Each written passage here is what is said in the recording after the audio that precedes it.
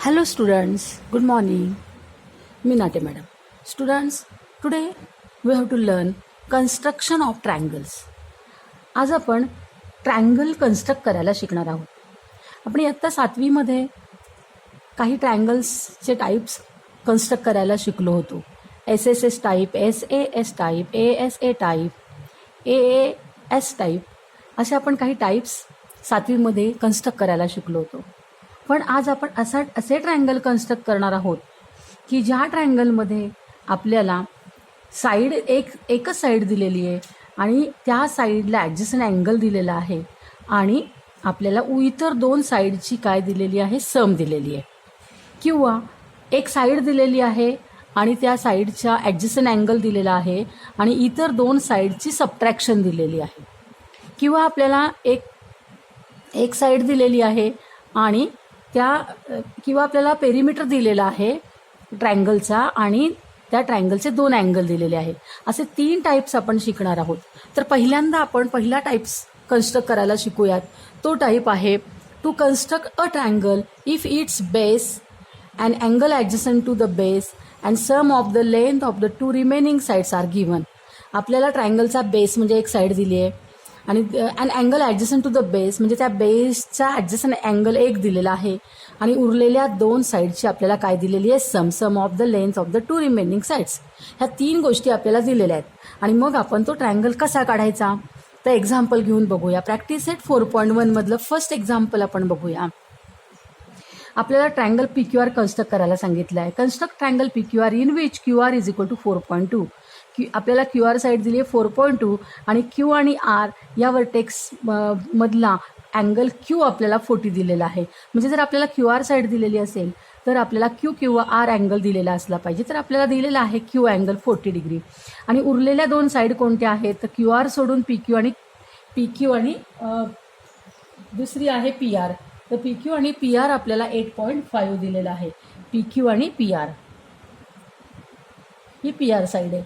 तर PQ plus PR is equal to 8.5 आपल्याला दिलेला आहे. आता आपण या तिघांचा उपयोग करून ट्रायंगल काढूया. पहिल्यांदा आपण QR जी आहे 4.2 ती आपण काढून घेऊया. आधी आपण रफ डायग्रॅम काढूया. रफ डायग्रॅममध्ये बघा पहिल्यांदा याचं कन्स्ट्रक्शन कसं असतं तर रफ डायग्रॅम आपण QR 4.2 काढल्यानंतर आपण Q अँगल 40 काढून घ्यायचा.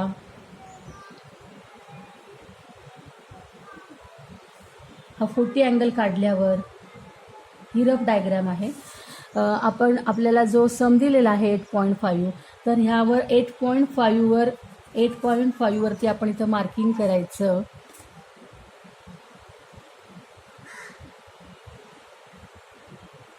समजा हा 8.5 आहे आणि इथं आपल्याला PQR ट्रायंगल आहे तर इथे आपण S पॉईंट घेऊया. हा 8.5 त्यानंतर आपला हा RS तो जॉईन करायचा आणि RS जॉईन केल्यानंतर ह्या RSचा परपेंडिक्युलर बायसेक्टर काढायचा. परपेंडिक्युलर बायसेक्टर काढण्याची कन्स्ट्रक्शन आपण बघितलेली आहे. ह्या दोघांचा R आणि Sचा 2 पॉईंटचा उपयोग करून आपण परपेंडिक्युलर बायसेक्टर काढायचा आणि हा परपेंडिक्युलर बायसेक्टर जो आहे तो कसा काढतात तुम्हाला माहिती आहे, अशा पद्धतीने. आणि इथं जो इंटरसेक्शन पॉईंट मिळेल त्या पॉईंटला आपण P नाव द्यायचं आणि मग आपला हा ट्रायंगल PQR तयार होणार आहे. म्हणजे आपण किती स्टेप केलेले आहेत तर त्या स्टेप आपण रफ डायग्रॅममध्ये केल्यात. आता आपण फेअर डायग्रॅम काढूया. ह्याच्यामध्ये पहिल्यांदा आपल्याला काय घ्यायचं आहे, QR किती घ्यायचं आहे आपल्याला 4.2. आता मोजून घेऊया आपण.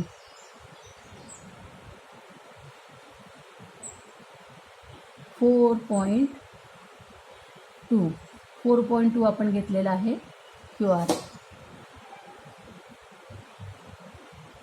आता इथे अँगल Q किती घ्यायचा आहे आपल्याला 40 डिग्री घ्यायचा आहे. Angle Q is 40 degree. इथे 2 झिरो दिसत आहेत, एक लेफ्ट साईडकडचा आणि एक राईटकडचा. आपण राईटकडच्या झिरोपासून मोजणार आहोत कारण आपली जी रे आहे अँगलची ती आपली राईटकडे आहे. 0, 10, 20, 30, 40. तर हा आहे आपला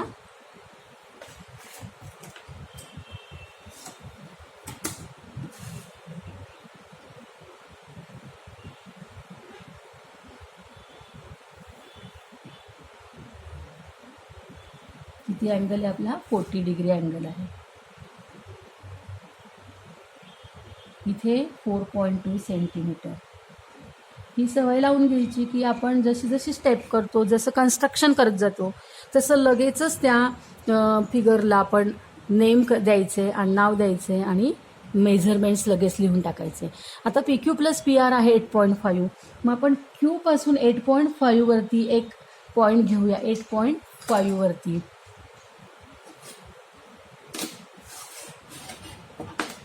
8.5 वर घेऊया आपण एक पॉईंट.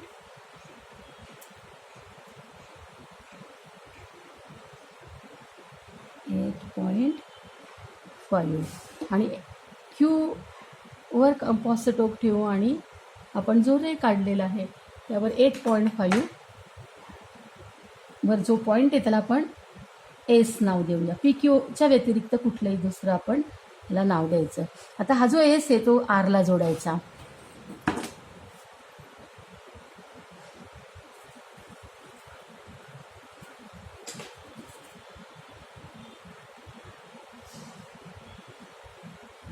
तर आपल्याला हा जो ट्रायंगल मिळालेला आहे त्याच्यामध्ये आपल्याला पी पॉईंट्स अजून शोधायचा आहे. आपण आता इथे पी पॉईंट शोधूया. आता पी पॉईंट कुठे असणार आहे तर नक्कीच ह्या क्यू एस वरती असणार आहे. आता क्यू एस किती आहे? क्यू एस आहे 8.5. पण 8.5 तर काय आहे? P Q plus P R. म्हणजे आपण इथे जिथं कुठं पी घेतला तर हा जो पी क्यू एसवर जो पी असणार आहे तो पी एस म्हणजे एसपासून तो पी पॉईंट किती अंतरावर पाहिजे तर आर पी आर एवढ्या. म्हणजे पी आर हे अंतर आणि पी एस हे अंतर जर सारखं आलं, बघा पी आर हे अंतर, पी आर हे अंतर, हे डिस्टन्स आणि हे डिस्टन्स जर सेम आलं तर काय होईल पहा. तर बघा हे पी एस, समजा हे पी एस आणि हे पी आर हे जर सेम आलं तर काय होईल, हा पी आर आणि क्यू पी यांची सम किती असणार आहे 8.5. म्हणजे जो आपला हा पी एस आहे, हा पी आर जो आहे, हा पी आर आपल्याला पी एस इतका असला पाहिजे. म्हणजे पी आर आणि पी एस कसे असले पाहिजे? सेम असले पाहिजे. जर पी आर आणि पी एस सेम असले तरच पी आर आणि क्यू पीची सम काय असणार आहे? पी आर आणि क्यू पीची सम असणार आहे 8.5. P R plus P Q is equal to 8.5 आपल्याला माहिती आहे. पण आपल्याकडे तर क्यू एस हा 8.5 आहे. मग Q P plus P S 8.5 होतोय. म्हणजेच P S is equal to P R. बघा लक्षात घ्या, क्यू एस काय आहे आपल्याकडे? क्यू एस आहे 8.5. आपल्याकडे क्यू एस काय आहे? 8.5 आहे. कारण आपण तो घेतलेला आहे 8.5. पण आपला 8.5 कोण आहे? आपला 8.5 आहे P Q plus P R. P Q plus P R आपला 8.5 आहे. याचाच अर्थ काय की P Q plus P R म्हणजेच कोण? P Q plus P R म्हणजेच कोण? Q S. आता या क्यू एस वरती जर आपण पी पॉईंट घेतला तर काय होईल ते? क्यू एसवर जर आपण पी पॉईंट घेतला, क्यू एसच्या मध्ये जर पी पॉईंट घेतला तर Q P plus P S होईल. Q P plus P S होईल. ओके, आपण काय करणार आहोत? क्यू एसवर पी पॉईंट घेणार आहोत. मग तो काय होईल? Q P plus P S. पण आपल्याकडे काय आहे? P Q plus P R. म्हणजे इथे काय झालं? P Q plus P R is equal to P Q plus P S. Okay, नाही, पी क्यू प्लस पी आरची किंमत आहे 8.5 आणि क्यू एसची पण किंमत आहे 8.5. म्हणजेच P Q plus P R is equal to Q S. पण क्यू एसवर आपण पी पॉईंट घेणार आहोत. मग क्यू एस काय होणार आहे? Q P plus P S. मग आता इथे काय मिळालं आपल्याला? P Q plus P R is equal to Q P plus P S. मग आता इथे पी क्यू काय होणार आहे? कॅन्सल होणार आहे. म्हणजे P R is equal to P S. P R is equal to P S हे आपल्याला मिळालेलं आहे. बघा आता P R is equal to P S म्हणजे याचा अर्थ काय की आपण क्यू एसवरती पी पॉईंट कुठे घ्यायचा? तर पी आर हे डिस्टन्स आणि पी एस हे डिस्टन्स कसं असलं पाहिजे? सारखं असलं पाहिजे. म्हणजेच याचा अर्थ काय की आर आणि एस पासून, याचा अर्थ काय होतो? आर आणि एस पासून, ह्या दोन पॉईंटपासून पी कसा पाहिजे? पी हा इक्विडिस्टंट पाहिजे. Therefore P is equidistant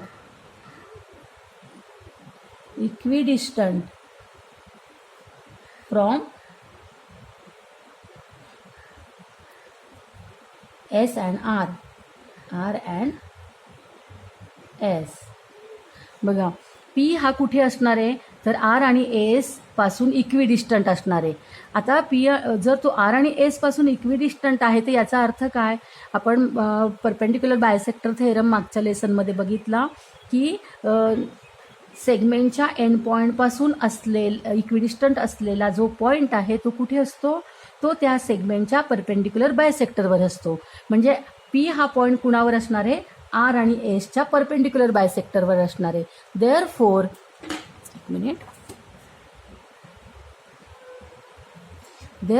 point P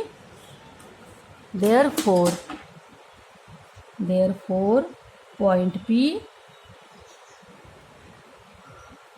lies on perpendicular bisector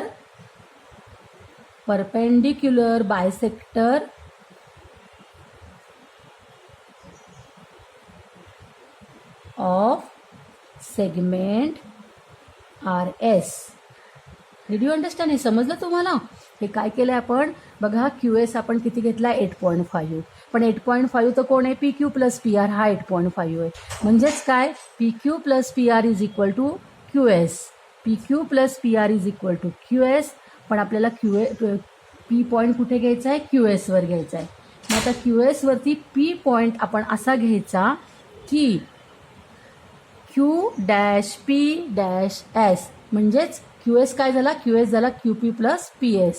म्हणजेच इकडे काय झालं, PQ plus PR is equal to QP plus PS. QP cancel, PR is equal to PS. PR is equal to PSचा अर्थ काय होतो, point P is equidistant from the point R and S.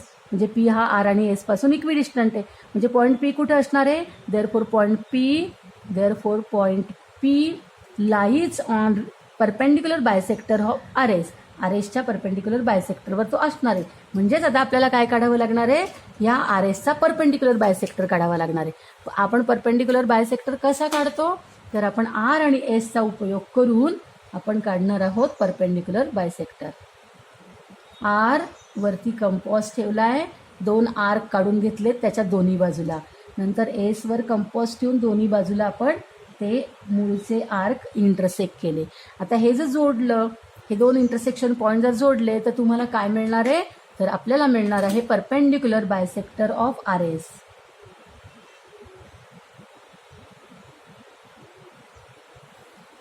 हा झाला परपेंडिक्युलर बायसेक्टर ऑफ RS. आता हा जो याच्यावरती काय आहे, P पॉईंट आहे माहिती आहे तुम्हाला, याच्यावर कोणता पॉईंट आहे, P पॉईंट आहे.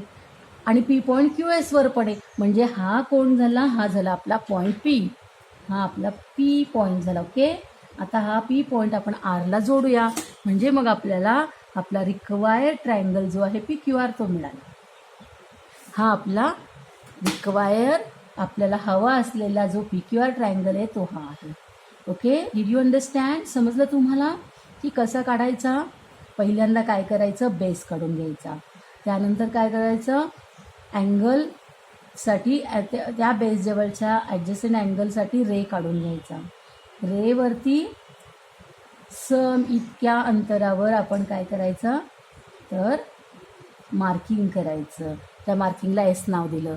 नंतर S Rला जोडला, त्याचा परपेंडिक्युलर बायसेक्टर काढला आणि तो जिथं इंटरसेक्ट होतो QSला तिथं P नाव दिलं. Okay, did you understand? आता आपण सेकंड एक्झाम्पल बघूया. Construct triangle XYZ in which YZ is equal to 6, XYZ is equal to 50, XY plus XZ is equal to 9. आता रफ डायग्राम तुम्ही काढायची आहे. आता मी तुम्हाला डायरेक्ट डायग्राम काढून दाखवणार आहे, कारण रफ डायग्राम ही अशीच असणार आहे, फक्त इथं नावं बदलायची. ओके, अशीच रफ डायग्राम असणार आहे. आता आपण काढूया. पहिल्यांदा काय काढायचं आहे आपल्याला, YZ किती घ्यायचा आहे, 6 घ्यायचा आहे. YZ is equal to 6. Okay, आपण घेऊया आता YZ इज इक्वल टू 6.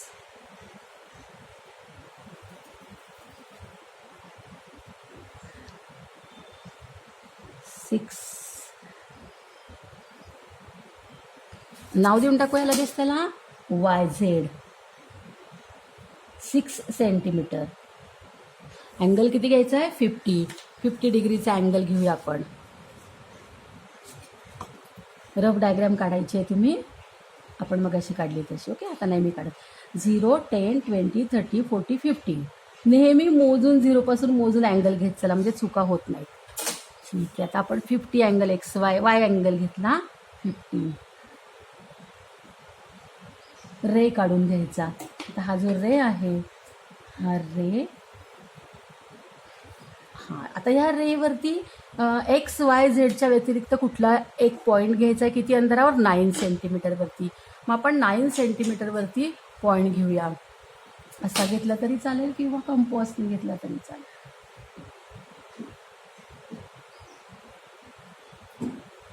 किती घ्यायचं आपल्याला?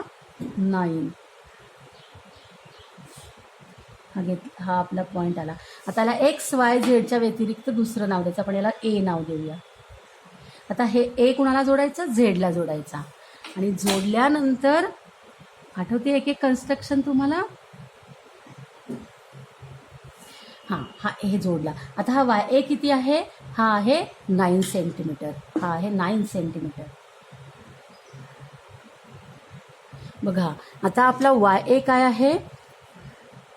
YA is equal to 9 centimetre. But 9 centimetre कोण आहे? XY plus XZ. Therefore YA is equal to XY plus XZ. हां, आता आपल्याला YA वरती कुठला पॉईंट मिळणार आहे? तर X पॉईंट इथं कुठेतरी मिळणार आहे. Take a point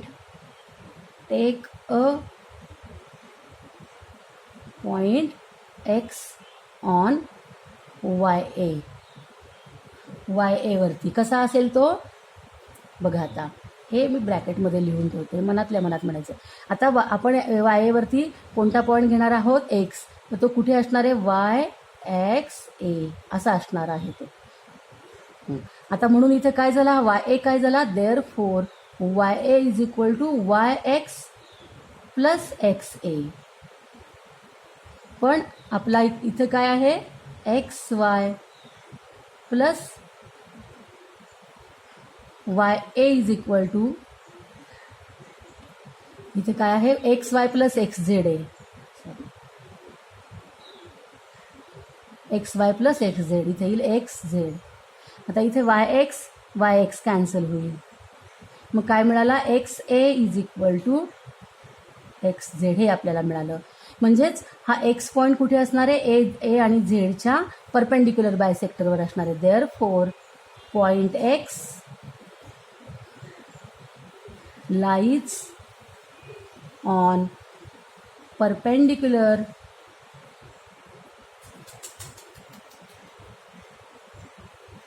bisector of segment ZA किंवा AZ. आलं लक्षात? मग आता आपण परपेंडिक्युलर बायसेक्टर काढायचा. कुणाचा काढायचा परपेंडिक्युलर बायसेक्टर? तर आपण काढायचा AZचा. AZचा परपेंडिक्युलर बायसेक्टर आपण काढूया. ओके,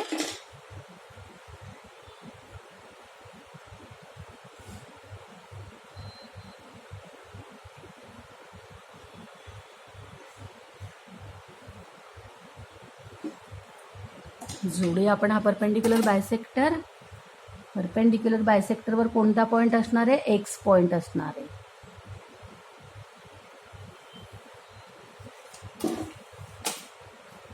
इथं कुठला पॉईंट असणार आहे? X. मग त्याला आपण काय नाव द्यायचं? X. आणि हा X झेडला जोडायचा.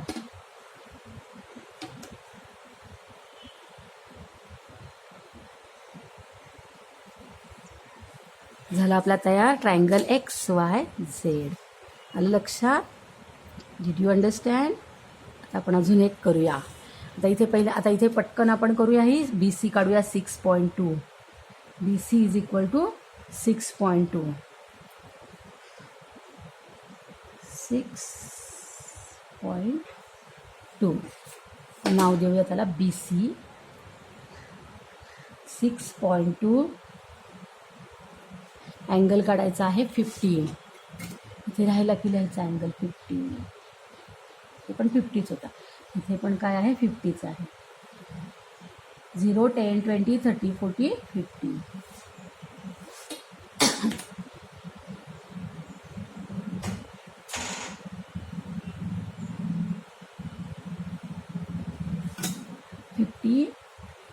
डिग्री किती इथे या रेवरती आपण ABC व्यतिरिक्त D पॉईंट 9.8 सेंटीमीटरवरती घेऊया. 9.8 वर घेऊया.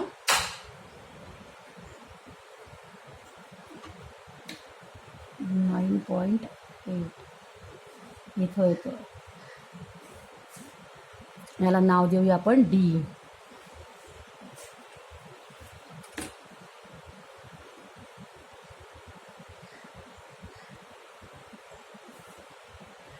हा D पॉईंट C ला जोडूया.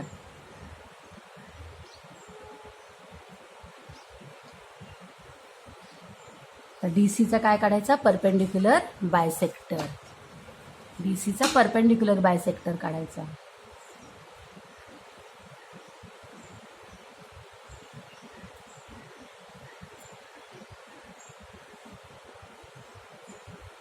परपेंडिक्युलर बायसेक्टर काढून घेतल्यावरती आपल्याला कुठला पॉईंट मिळणार आहे? A पॉईंट मिळणार आहे. BDला परपेंडिक्युलर बायसेक्टर जिथे इंटरसेक्ट करतो तो कोणता पॉईंट असणार आहे? A. आणि हा A पॉईंट आपण C ला जॉईन करूया की मग आपल्याला आपला ABC रिक्वायर्ड ट्रायंगल मिळणार आहे. Okay, did you understand? तुम्हाला कन्स्ट्रक्शन समजलं?